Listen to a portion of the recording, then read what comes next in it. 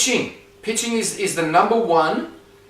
Again, this is a secret that we're giving away. It's the number one cardinal rule to do with singing. You can learn all the other skills. You can do runs, and you can cry, and you can do pronunciate. You can do everything great till the friggin' cows come home.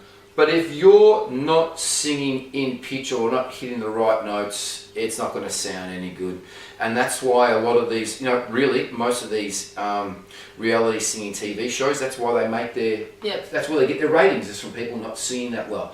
And sometimes you see some of the finals and they just sing a note, it's the quarter tone off or something, and it's frowned upon, it's like, singing is not sports. It's not about who jumped higher or ran faster.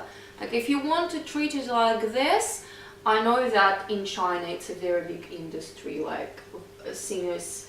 For example, there's a singer called Dimash Kudaibergen who sings like Plava Laguna song from Fifth Element, and a lot of stuff like super ultra high. So there are, in certain cultures, there are cultures of high achieving people, and in general, there are always, in every country you will be able to find people who like that like sports approach to singing, but it doesn't sit right with me, because first of all, it automatically excludes like 90% of people who would otherwise be an amazing contribution to the world.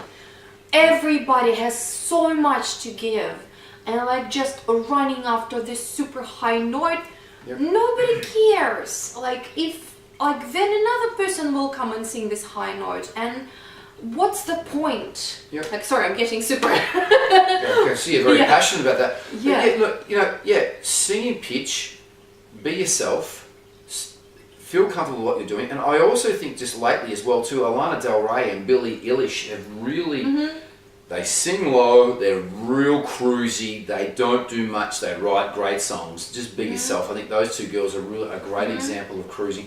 And even you brought up earlier, I don't know whether it was, it was in this podcast actually, about, was it Roberta Flack, or who did you bring up before that Ed Sheeran? Nina Simone. She just, my baby don't care for shows, my baby don't care for clothes, my baby just cares for me. That's the key she sings that song in. That's where it is. Nina Simone is a contralto. She has a very low voice. It's even suitable for guys with high voices. And as well too, again, just be yourself, sing in pitch. That's the number one. I would like to give an example also how to practice singing in pitch. For example, I have the song pulled up here, Adele, Send My Love. I really like this song. But if I were a beginner singer, and we see a lot of this on Instagram, on Facebook, people just filming themselves, singing like this, and singing not actually in key, not actually in melody, just kind of thereabouts. Celebrating your lover, treating better than let go. So what you need to do instead of just singing like this in the room with nothing, pull up your favorite singer's song on YouTube or on your Spotify, whatever player you're using, press play. Send my love to your new lover.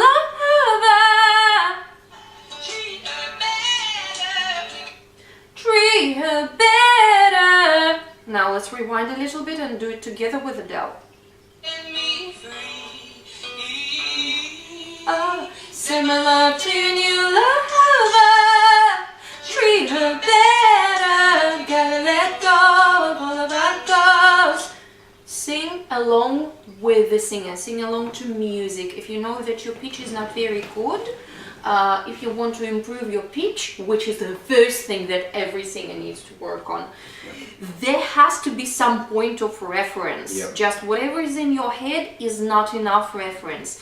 You need to sing it along with somebody, because if you learn it in the wrong key, if you learn the wrong words, you will sound like this. continue lullaby. Treat her better, let go, goes. So there will be like a couple of notes that are there-ish, but every single note has to be on point. Yep.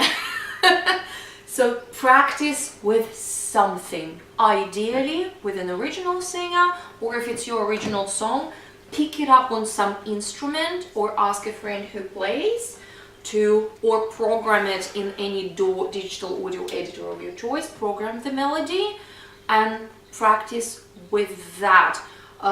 You can even put some, like record your voice and slap some auto-tune on it just to listen to what it sounds like when it's in tune.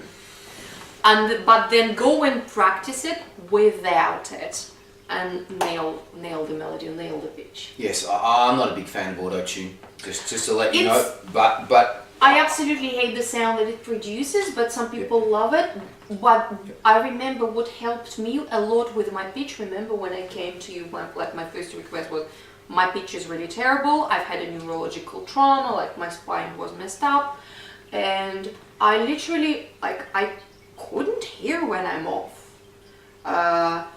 And actually using software called Melodyne, which is a pitch correction software, when you can literally go and see where your voice sits in relation to an actual note, and then adjust it and correct it and figure out like what it needs to sound like when it's on pitch. So I didn't realize that I was sitting like half the note I was sitting under, and then kind of recovering, because I knew the ends were good, but I didn't realize that so much of it was off. Yeah. And yeah, so this is how I use pitching tools and technology to analyze, to figure out what's wrong, and to figure out how to make it right. So figure out which way works for you, but get your pitch spot on. There is no other way to sound good. Yep. That's it's the number one cardinal rule. So